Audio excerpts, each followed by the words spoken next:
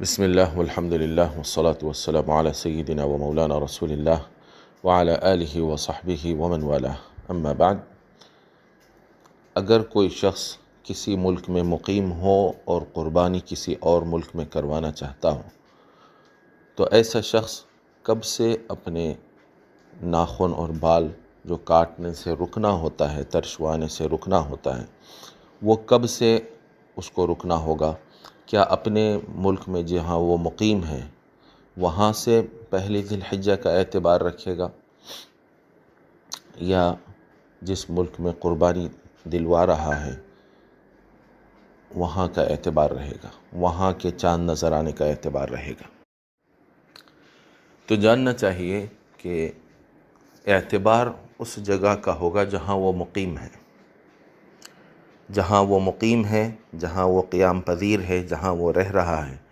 اس ملک میں اگر چاند نظر آ جائے تو اس وقت سے پھر وہ ناخن اور بال ترشوانے سے رک جانا چاہیے۔ تو اعتبار اس ملک کا ہوگا جہاں وہ رہتا ہے، جہاں وہ مقیم ہے، کیونکہ ہلال اس کو وہیں نظر آ سکتا ہے۔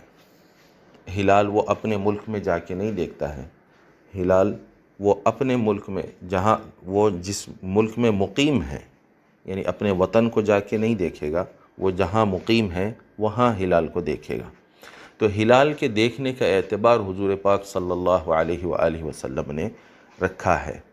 حدیث شریف میں آتا ہے، صحیح مسلم میں حضرت ام سلمہ رضی اللہ عنہا سے مروی ہے کہ نبی پاک علیہ وآلہ وسلم نے ارشاد فرمایا، اذا رأیتم ہلال ذی الحجہ، کہ تم اگر ہلال ذی الحجہ کا دیکھ لو، وَأَرَادَ أَحَدُكُمْ أَنْ يُضَحِّي، اور قربانی کرنے کا تم میں سے کسی کا ارادہ ہو، فَلْيُمْسِكْ عَنْ شَعْرِهِ وَأَظْفَارِهِ أَوْ كَمَا قَالَ عَلَيْهِ وَآلِهِ الصَّلَاةُ وَالسَّلَامُ، تو ایسے آدمی کو چاہیے کہ وہ اپنے بال اور ناخن کاٹنے سے رک جائے۔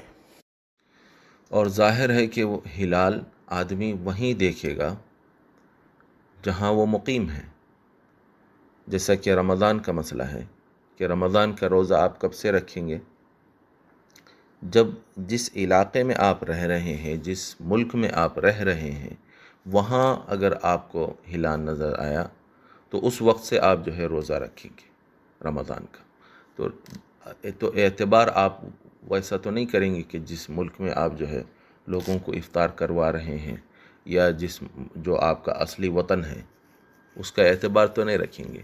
تو جہاں آپ مقیم ہیں وہاں کا جو ہے اعتبار ہوگا، وہاں کے ہلال کا اعتبار ہوگا۔ واللہ ورسولہ اعلم و احکم۔